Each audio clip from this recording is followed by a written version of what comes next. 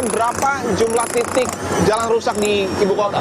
Ya, menurut catatan kami, data kami di Pusdatin, bahwa sejak tanggal 1 Januari sampai dengan 8 Februari, itu kita sudah menangani 11.228 titik.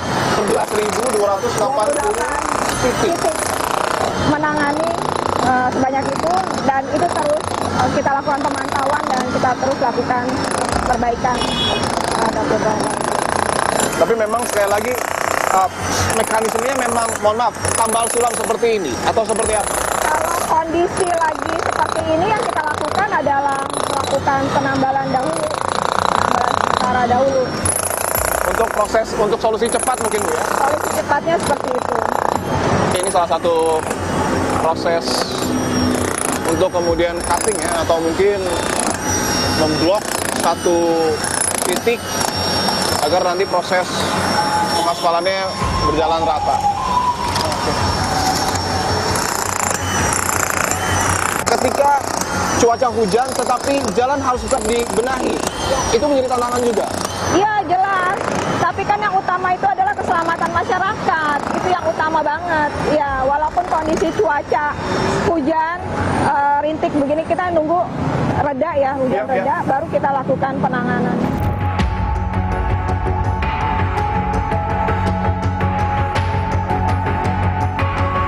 Ini bisa ditunjukkan ya, ini sudah mulai bersih Bu ya.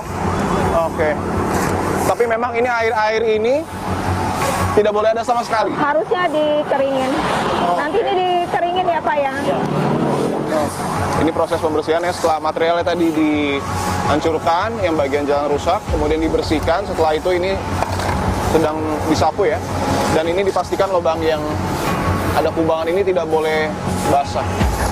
Kemarin saya sempat melihat Bu, bahwa di daerah Penjaringan dan mungkin di sejumlah titik lain, begitu banyak jalan rusak, begitu banyak proyek yang berada di tengah jalan.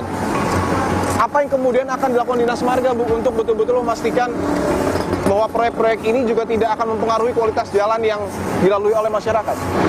Ya, tentunya kami meminta kepada pihak-pihak yang memiliki kegiatan di badan jalan, ketika pekerjaan itu sudah selesai, ya harus mengembalikan ke kondisi semula jalan tersebut sesuai dengan spek teknis yang dikeluarkan oleh Dinas Bina Marga.